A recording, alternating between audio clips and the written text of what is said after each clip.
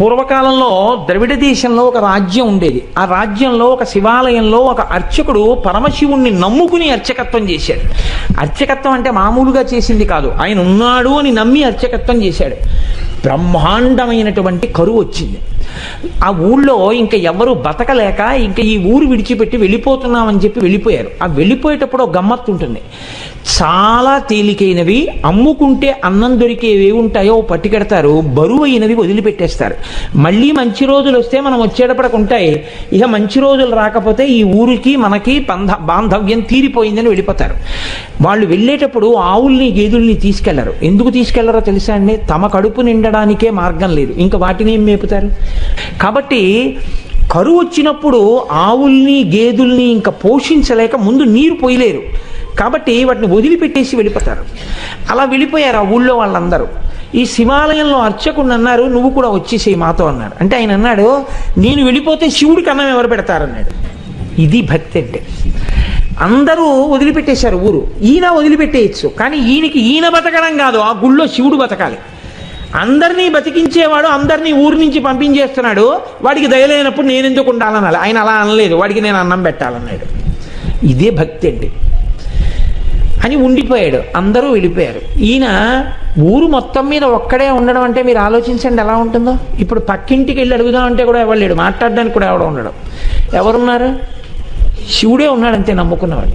ఆయనకే చెప్తున్నాడు, అందరూ వెళ్ళిపోయారయ్యా, నేను ఒక్కడనే ఉన్నాను, నీకోసమే ఉన్నాను.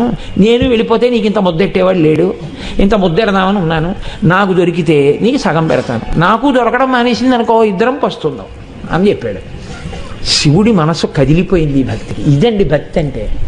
నేను అందుకే తరచూ ఒక మాట చెప్తా, భక్తి అంటే మనసు విప్పి భగవంతునితో మాట్లాడుట.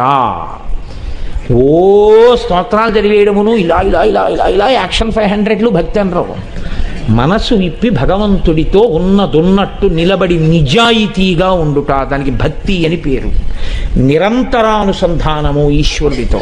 అది తైలధార పాత్రలోంచి పాత్రలోకి పడ్డట్టు పడుతూనే ఉండాలి. కాబట్టి చూడండి, ఇప్పుడు కదిలింది ఈశ్వరుడి గుండె. ఆయన అన్నాడు, ఒరే నువ్వు అక్కడివి నా కోసం ఉండిపోయావు, ఫోన్లో పంచి నీకు చాలా డబ్బు వచ్చే మార్గం ఒకటి చెప్తాను. నేను ఒక శ్లోకం ఒకటి రాసిస్తాను. ఈ రాజ్యానికి ఉన్నటువంటి ప్రభువు చాలా సాహిత్యమునందు మక్కువ కలిగినటువంటి వాడు.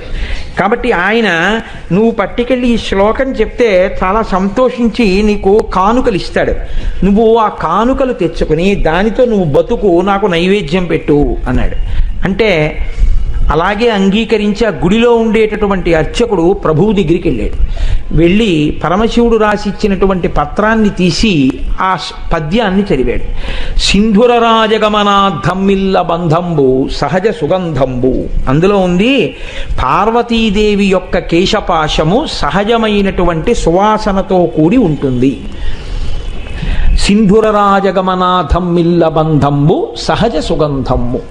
సింధుర రాజగమన అంటే ఏనుగు ఎలా నడుస్తుందో అటువంటి ఏనుగు యొక్క నడక వంటి అందమైన నడక కలిగినటువంటి పార్వతీదేవి యొక్క కేశపాశము సహజమైన సుగంధము కలిగినది.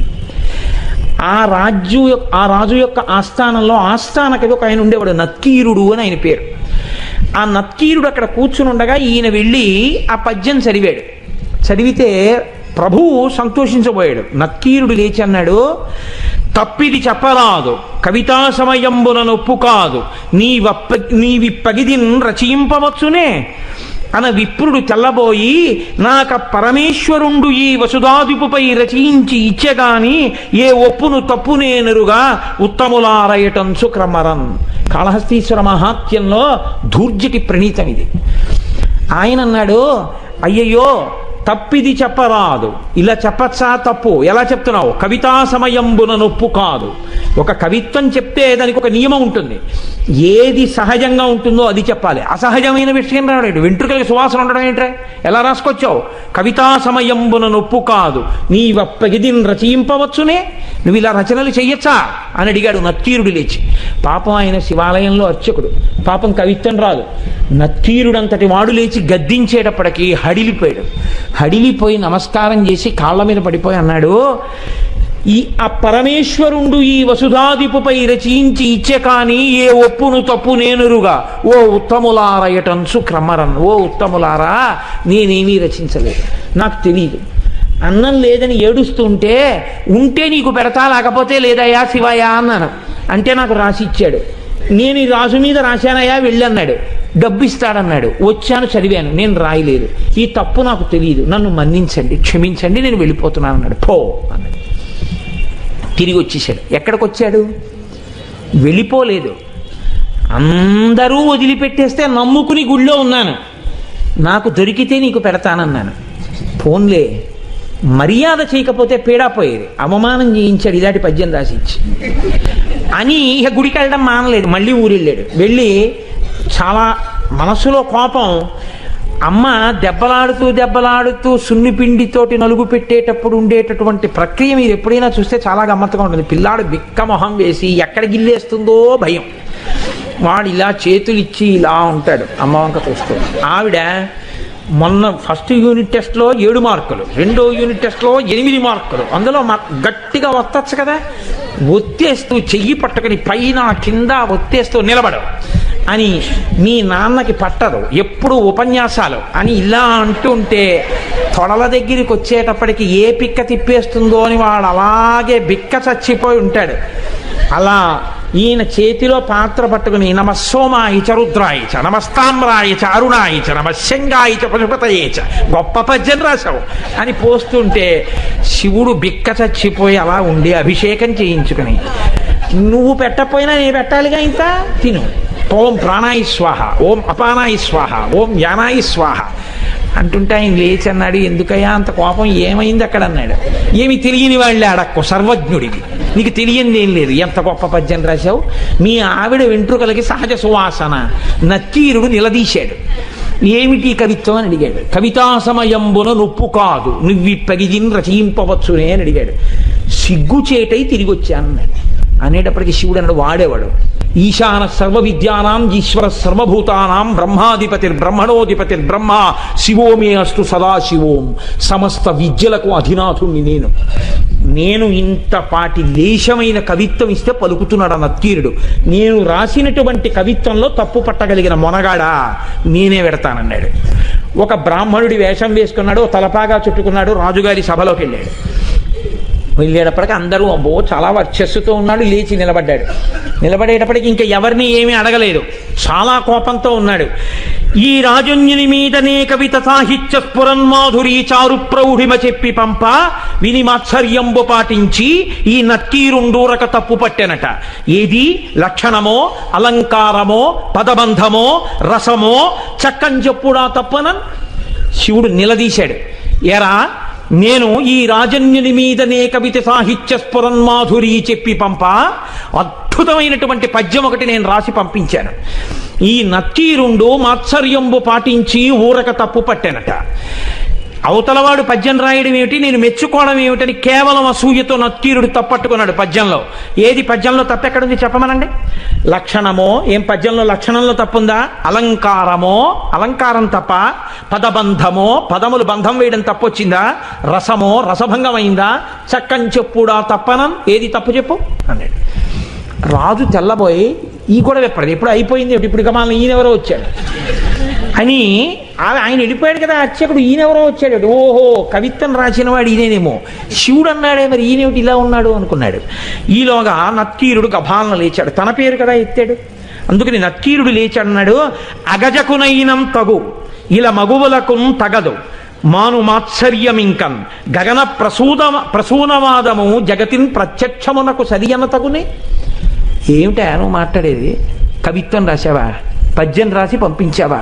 అగజకునైనం తగు, కొండకు పుట్టినటువంటి తల్లి కాబట్టి ఎత్తి పొడిచాడు. కొండల ఆవిడ పార్వతీదేవి కాబట్టి ఏమో ఆవిడ వెంట్రుకలకి సువాసన ఉందేమో. ఇలా మగువులకు తగదు, భూమి మీద ఏ ఆడదాని జుత్తు సువాసనతో ఉండదు. గగన ప్రసూనవాదము, ఆకాశంలో పువ్వు ఉందంటే ఎవడైనా నమ్ముతాడు? కనబడుతుందా ఎవరికైనా? ఎవడైనా అనుభవించింది ఉంటే చెప్పు, మేమెవరం చూడలేదు వాసన. నువ్వేదో రాసి పార్వతీదేవి కేశపాశం అంతా చాలా సహజ సుగంధంగా ఉంటుంది అంటే ఎలా ఒప్పుకుంటాం? ఇది ప్రత్యక్షమునకు సరియనతగునే మా కంటితో చూసింది అని సత్యమని మేము అంగీకరిస్తామా? అంగీకరించాం. ఏమిటి తప్ప అని 10 మాటలు అడుగుతాయంటే అందుకని తప్పే అన్నాడు. అనేటప్పటికీ శంకరుడు అన్నాడు, పార్వతీదేవి కేశపాశమునకు సహజ సుగంధముందో లేదో చెప్పగలిగిన వాడు ఎవరు? ఒక్క శంకరుడు. నేను చూస్తాను కాబట్టి ఆ కేశపాశం యొక్క వాసన, కాబట్టి నేనే రాసింది, నేను చూసిన వాడిని. నేను చూసి సహజ సుగంధం ఉందని చెప్పినా నువ్వు నమ్మవా? నేను శివుణ్ణి అని చెప్పడం కోసం ఒక్క నత్తీరుడికి కనపడేటట్టుగా నీలగ్రీవుండు నిటల నేత్రము చూపాను. నీలగ్రీవుడు నల్లని కంఠమున్నవాడు, హాలాహలాన్ని భక్షించినవాడు, అంత ఓర్పున్నవాడు, లోకములను రక్షించగలిగినవాడు. వీడికి నేను చెప్పింది నిజమే అని చెప్పాలని పరమశివుణ్ణి నేను అబద్ధం చెప్పవలసిన అవసరం లేదు. ఆమె నా భార్య. నేను నిరంతరం వాసన చూసిన కేశపాశం అది. నేను చెప్తున్నానని చెప్పడం కోసమని 3వ కన్ను చూపించాడు. చూపిస్తే అహంకారం అండి నక్కీరుడికి. తను నమ్మింది, తనకొచ్చిన 4 పద్యాలు గొప్ప అనుకున్నాడు. పరమశివుడంతటి వాడు 3వ కంటితో త్రయంబకుడై ఎదురుగుండా కనపడితే ఆయనే సుగంధిం పుష్టివర్ధనం ఉర్వారుకమివ బంధనాన్ మృత్యోర్ముక్షీయమామృతాత్ అంటాం. ఒక్కసారి మహాదేవుడి కాళ్ళ మీద పడితే ఏ స్థితిని పొంది ఉండేవాడో ఆయన అన్నాడు, తల చుట్టువార కన్నులు కలిగిన పద్యంబు తప్పు కాదనవశమే, వలదిచ్చట నీ మాయా విలసనములు పనికిరావు విడువమటన్నాను. 3వ కన్ను కాదు, నీ తల చుట్టూ కళ్ళు చూపించినా నువ్వు చెప్పిన పద్యం తప్పే. అహంకారం చూడండి ఎలా ఉంటుందో. అన్ని విద్యలకు ఆలవాలమైనటువంటి శంకరుడే వచ్చి చెప్తే ఎందుకు వచ్చిందిరా?